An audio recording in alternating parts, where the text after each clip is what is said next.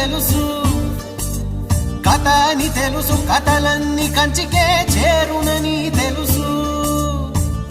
తెలుసు తెర తొలుగుతుందని, తెలుసు తెల్లారుతుందని, తెలుసు ఈ కట్టె పుట్టుకుమంటదని, తెలుసు ఈ మట్టి మట్టిలో కలిసిపోతదని.